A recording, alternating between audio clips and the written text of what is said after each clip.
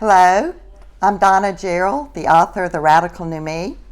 Today I want to talk to you about ignition interlocks. Prevention is worth a pound of cure. Now, do we tell a young child, stop, think, don't touch that gun? No, we protect and prevent them from touching that gun by locking it up. In the locked position, their minds can't even begin to comprehend the dangers. Do we say to a child, stop and think? No, don't touch that hot stove.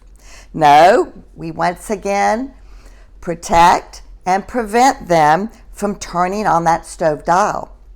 Their minds cannot comprehend the dangers of a hot stove. Now, do we allow grandma with Alzheimer's, like a childlike mind, to touch that stove? Well, no. I used to go and I would flip that breaker box off so that electricity would not turn on. Her mind cannot begin to comprehend such a danger. Do we tell that teenage adolescent, stop, think, don't drink? Well, we can speak it to them. But adolescents are in between childhood and adulthood. They're naive, invincible, untouchable, and frantic, upset parents know that sometimes there's an inability to make a spontaneous, wise decision, especially with peer pressure that tempts them. A well-known fact. No, what we would do is we want to prevent them from turning that ignition key with interlock devices in every car. Do we tell a drunk or alcoholic to stop, think, don't drink? Well, yes, but their dull minds or childlike minds, they just don't think because alcohol numbs the brain and slows down the mind. Alcohol causes one to have an inability to make wise decisions or choices. You know, alcohol makes a fool out of you. No, we protect and prevent them from turning that ignition key with interlock devices in every car. Now, how can we get interlock devices in every car? Well, DADSS, Driver Alcohol Detection System for Safety. It was developed in a Boston lab. And what it does, it has the high-tech breath and touch sensors. A sober driver hops in the car, and it's no inconvenience to them. And then automatically these sensors, in half a second, a blink of an eye, the BAC level is detected. And if it's over 0.08, the car won't start. The car is the cure. And also, if you've got like teenage drivers, and we know that they can't drink until 21, we can put that on 0.02 to where they would not be able to start your car. Parents, you'd sleep better at night, wouldn't you? So this is something that is miracle technology, and in 2026, they had mandated it to be put in all new cars.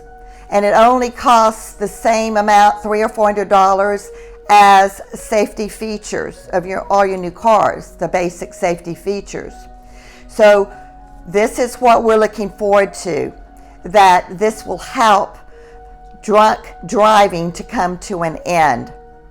So for right now, we have ignition interlock devices, and we have 35 states who have passed laws to where after the first DUI with 0.08 BAC level, you're convicted with that DUI.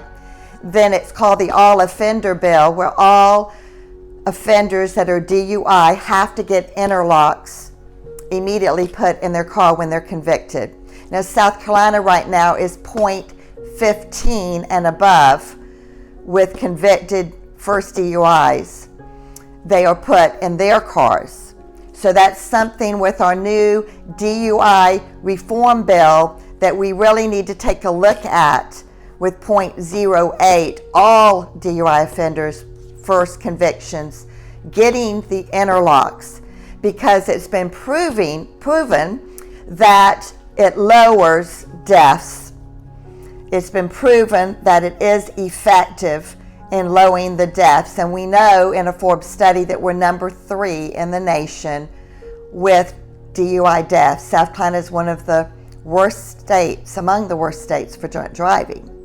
So today I wanted to talk to you about the interlocks, that prevention is worth a pound of cure. And we also know that we need to be proactive before the accidents happen and come up with effective solutions. And also after accidents happen with that first DUI, we need to make sure that we will do something effective to stop and lower these deaths. We can prevent these accidents by protecting everyone with ignition interlocks in our cars. Prevention's not only worth a pound of cure, it's worth a life.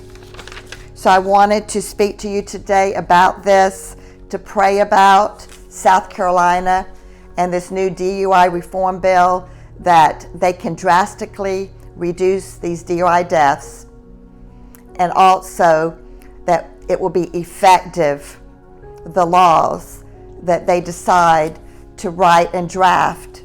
And they're doing it this week, Senator Brian Adams and also Senator Tom Davis. So I thank you for your time, and I want you to call your legislators and support this new DUI reform bill, which will take a look at the front end and make some changes so that we can have safe highways. Thank you so much, and God bless.